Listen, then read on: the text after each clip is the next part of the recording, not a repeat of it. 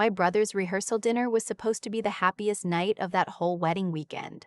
I'd flown in from Seattle, taken 3 days off work, and spent the drive from the airport genuinely looking forward to seeing everyone. I even bought a new dress. I walked into the restaurant 20 minutes late because my flight got delayed, and before I even sat down, my mother looked up from her wine glass and said, "Perfect timing, sweetheart. You can grab the check on your way out." She laughed. My soon-to-be sister-in-law laughed. My brother smiled at his plate. I stood there holding my coat, reading the room, and I understood immediately that this was not a joke. That was the moment something in me finally cracked. Not broke, cracked.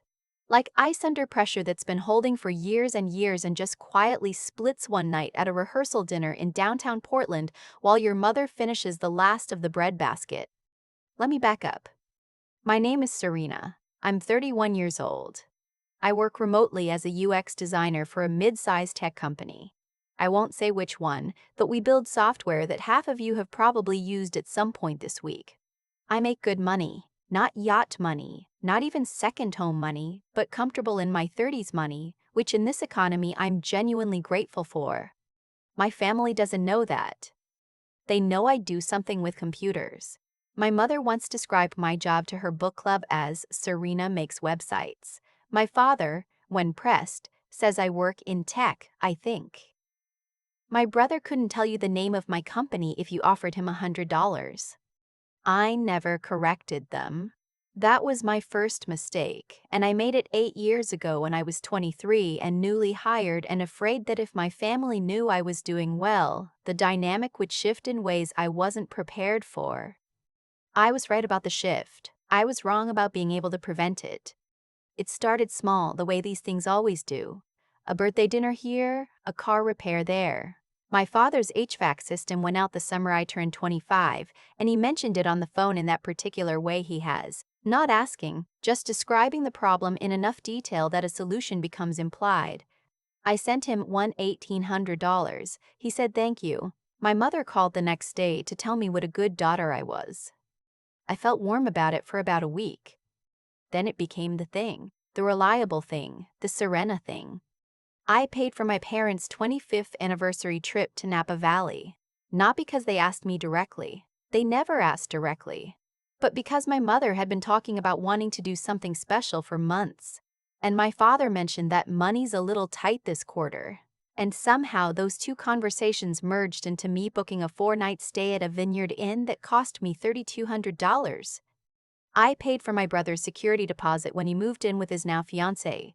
I paid for 2 months of their rent when he lost his job in 2022. I paid for my mother's dental work when her insurance lapsed. I paid for my father's golf club membership. A gift, he called it, though I don't recall offering. I have a spreadsheet. I started keeping it 3 years ago when I looked at my savings account and couldn't reconcile where the money was going. The total, as of the night of that rehearsal dinner, was $47,000 over 6 years. $47,000.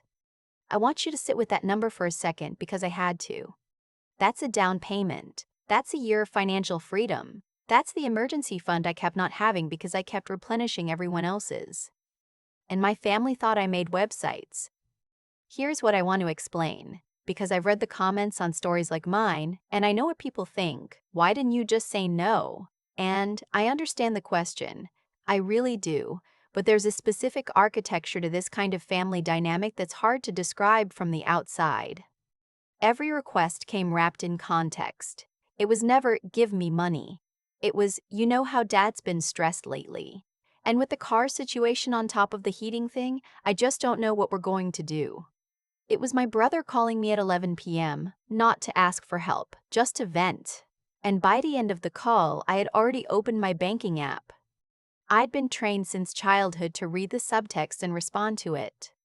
To fix things before they became conflicts. To be the one who held it together. And for a long time, I genuinely believed that's what love looked like. Anticipating what people needed and providing it before they had to ask. It took me until I was 31, standing in a restaurant in Portland holding a coat I'd bought specifically to make a good impression at my brother's wedding events, to understand that what I'd been doing wasn't love. It was management. I had been managing my family's comfort for 6 years while slowly depleting my own resources, and the reason I kept doing it was that I was afraid of what would happen if I stopped. I was afraid they would like me less. The rehearsal dinner tab came to $340 for a table of 8. My parents had ordered 2 bottles of wine. My brother and his fiancée had done the surf and turf. Her parents, lovely people, I'd met them twice before, looked vaguely uncomfortable when my mother made the joke about me grabbing the check. I paid it. I smiled and paid it, and I told myself it was fine because it was a special occasion and I would deal with the pattern after the wedding. The wedding was beautiful. Outdoor ceremony, late June, a farm venue about 40 minutes outside the city. I was a bridesmaid. I'd paid for my own dress, my own alterations, my own hair and makeup, my own flight, my own hotel room for 3 nights. Nobody offered to cover any of it. I didn't expect them to. What I didn't expect was the conversation on Sunday morning over brunch 2 days after the wedding. My mother started it. She has a way of opening difficult conversations with pleasantries, just long enough that you've lowered your guard completely before she gets to the point. We were talking about the ceremony, how beautiful the flowers were, how well the speeches went, and then she said, casually, like it was already decided. So we were thinking, since you're so good at handling things, that you could help with the honeymoon costs. They want to go to Hawaii, and you know how it is right now with prices. I put down my coffee cup. My brother was looking out the window. His new wife was very focused on her eggs. Benedict. My father was doing the thing where he studies the menu even though he's already ordered. How much are we talking? I said. Oh, just the flights and maybe the hotel. It doesn't have to be anything crazy. My mother waved her hand. Like $4,000? $5,000? Here's what I didn't say. I've given this family $47,000. I have less in savings than I should have at my age because I keep giving it to people who describe my career as making websites. I am a bridesmaid at a wedding I partially funded without being asked. And I am now being solicited for a Hawaiian honeymoon over brunch on a Sunday morning as though this is a reasonable thing that happens in families. Here's what I said instead. Let me think about it. My mother beamed. My brother finally looked up from the window. I flew home to Seattle that afternoon, and I sat in my apartment and I opened the spreadsheet and I stared at the number $47,000 for a long time. Then I called my best friend, who has been telling me for approximately 4 years that I need to stop doing this. Serena, she said when I finished explaining. You already know what you need to do. She was right. I did know. I'd known for a while. What I needed was to be ready. I spent the next 3 weeks getting ready. I didn't transfer the honeymoon money. I didn't respond to my mother's 2 follow-up texts asking if I'd had a chance to think about it. I didn't call my brother. I did a lot of journaling, which I know sounds like a cliché but genuinely helped me clarify what I wanted to say and how I wanted to say it. I also, on the advice of my friend and a therapist I'd started seeing 6 months earlier, wrote everything down. Not for a confrontation, just for myself. Every transaction I remembered, cross-referenced against my bank statements.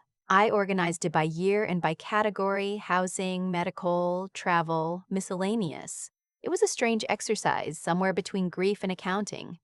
What made me finally pick up the phone was a voicemail from my father. Not about the honeymoon, about his truck. The transmission had gone apparently. It would cost around $2,800 to fix. He wasn't asking, he said. He was just letting me know. I listened to the voicemail 3 times. Then I called my parents back and asked if I could come visit the following weekend.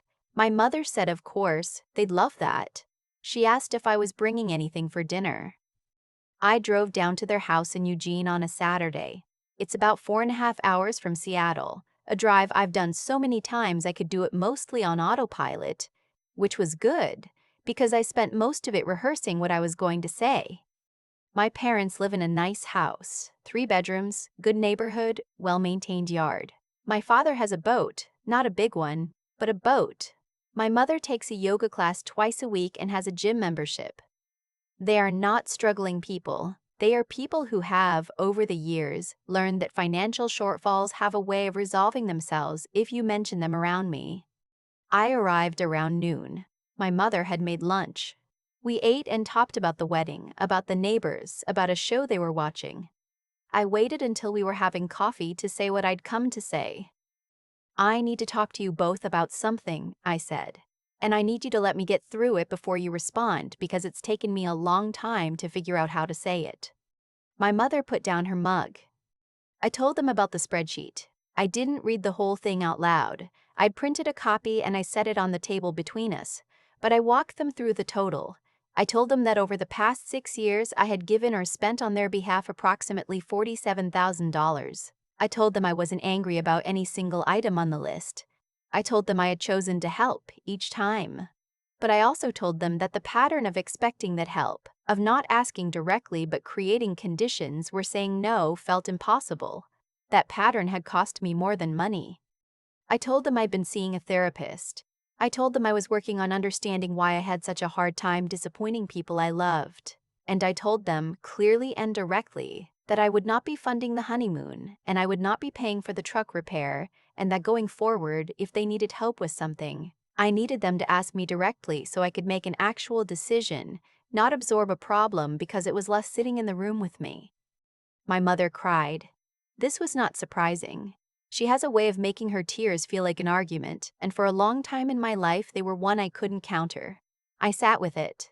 I didn't apologize, I didn't backpedal. I handed her a tissue from my purse because I had come prepared for this. My father was quiet for a long time. Then he said, "We didn't realize how much it added up to." I pointed to the printed spreadsheet. "Now you do," I said. There was a long silence. My mother composed herself and then said, with some ice in it, "I didn't know you had that kind of money to be keeping track of." And here is where, for the first time in this whole conversation, I made a choice I'd been sitting on for 3 weeks. "I make significantly more than you think I do," I said. "I've let you believe otherwise for years because I was afraid of exactly this dynamic, where knowing what I earn changes what you expect from me. Turns out the dynamic happened anyway." My mother stared at me. "How much do you make?" she asked. Enough that giving you $47,000 should have been a choice I made consciously, not something that happened to me while I was trying to keep everyone comfortable. I didn't give her the number. That wasn't the point. The point was that I was not the website girl who happened to have a little extra. I was a professional adult who had been quietly subsidizing my family of origin while they assumed I was barely getting by and was just generous about it. My father picked up the printed spreadsheet. He looked at it for a while without saying anything. My mother said, "I feel like you've been keeping score." "I wasn't keeping score," I said. "I was trying to understand my own financial situation. The score just emerged from the data." I drove home that evening. I cried somewhere around Salem just for a few miles, not out of regret, but out of some complicated mixture of relief and grief, and the specific exhaustion of having done something hard that you knew needed doing. My brother called me 4 days later. His wife was beside him, apparently. I could hear her in the background. He said he'd talked to our parents. He said he wanted me to know he hadn't understood the full picture. I told him I believed him because I did. My brother isn't calculating. He just follows the path of least resistance, same as he always has, and the path had consistently run through me. He also told me that he and his wife were going to pay for their honeymoon themselves. They decided on a long weekend in Bend instead of Hawaii, and that was fine. I told him Bend was beautiful. He agreed. He asked if we were okay.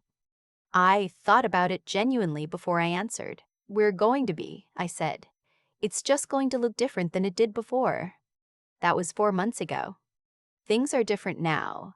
My mother and I talk on the phone about once a week, which is actually more than before, when I was avoiding calls because I didn't want to be the solution to whatever problem was about to be described to me. The calls are shorter, sometimes awkward in new ways, but they're more honest. She mentioned once that she'd been thinking about what I said, that she didn't realize how much pressure I'd been carrying. She didn't apologize exactly. My mother is not a natural apologizer, but she said it, and I wrote it in my journal and let it mean what it could mean. My father got a second opinion on the truck. Turned out a different shop could fix it for $1,400. He paid for it himself. He texted me a photo of the receipt, which was so unexpectedly thoughtful that I genuinely teared up. I've been putting the money I used to redirect toward my family into a high-yield savings account. In 4 months, I've saved more than I typically did in a full year before. I have an emergency fund now, a real one, not a theoretical one that evaporated every time someone mentioned a problem in the right tone of voice. I won't pretend it's all clean and resolved. There are moments when I call my mother and can feel her measuring her words, deciding whether this new version of me will respond the way the old one did. There are moments when I wonder if I was too transactional, if love and ledgers shouldn't share a spreadsheet. But then I think about standing in that restaurant holding my coat, reading a table full of people who had already finished their dinner and were waiting for me to arrive so I could pay for it. I think about every time I said of course to something I should have thought about first. I think about the version of me who spent 6 years being so afraid of being liked less that I never stopped to ask whether the version of myself I was protecting was even someone I liked. I do now, like her, I mean. It turns out that costing people a little more effort is one of the kindest things you can do, for them and especially for yourself. There's a version of that Saturday afternoon in Eugene I used to replay differently. In the old version, I walked in, had lunch, said nothing, drove home, and transferred the money for the honeymoon because it was easier than the alternative. I know that version well. I lived it in one form or another for 6 years. What I understand now is that every time I chose easier over honest, I was making a trade. I was trading my financial stability for temporary peace. I was trading my self-respect for the feeling of being needed.